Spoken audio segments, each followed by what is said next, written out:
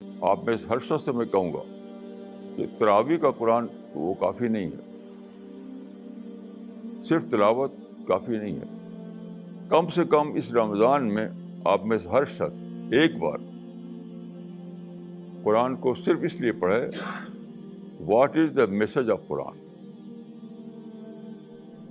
اگر عربی جانتا آپ تو عربی پڑھیے، نہیں تو ترجمہ پڑھیے، صرف ترجمہ، کوئی آپ تفسیر کی ضرورت نہیں ہے، صرف ترجمہ. مقصد صرف ایک ہو، یہ جاننا کہ what is the message of the Quran. تو آپ جہاں جو صفحہ کھولیں گے آپ پائیں گے کہیں بھی اس میں سسٹم کی بات ہی نہیں، سب انڈیویجول کا ایڈریس کر رہا ہے قرآن. تو آپ میں ہر شخص سے میں کہوں گا کہ رمضان کے مہینے میں کم سے کم ایک بار قرآن کو سمجھ کر پڑھے. سمجھنے کا معنی یہ نہیں کہ آپ تفسیروں کو پڑھیں، ترجمہ بہت رک رک کر ٹھہر ٹھہر کر کے پڑھیں.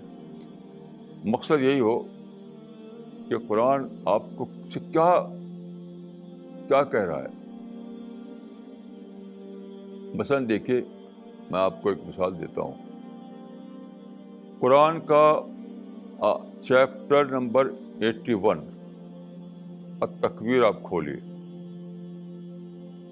التکویر چیپٹر نمبر 81 اس کے آخر میں جائیے، یعنی لاسٹ بٹ ون ورس کو لیجیے.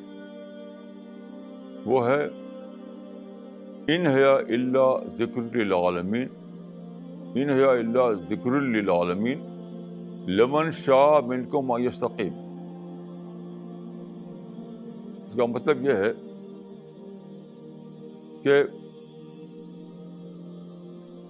قرآن جو ہے ایک نصیحت یا دہانی ہے، رہنما کتاب. اس فرد کے لیے جو یہ چاہے کہ اس کو اپنی زندگی کو صحیح راستے پر چلانا ہے. Quran is a book of guidance to every one of you who wishes to follow the straight path. اب آپ دیکھیے، ایک فرد کو قرآن خطاب کر رہا ہے، ایک شخص کو خطاب کر رہا ہے، اور وہ بھی اس میں وش کی شرط لگا رکھی ہے. وہ ایک فرد، وہ ایک انسان جو یہ چاہے کہ اس کو اللہ کے راستے پہ چلنا ہے، اس کے لیے قرآن اترا ہے. کیسی عجیب بات ہے.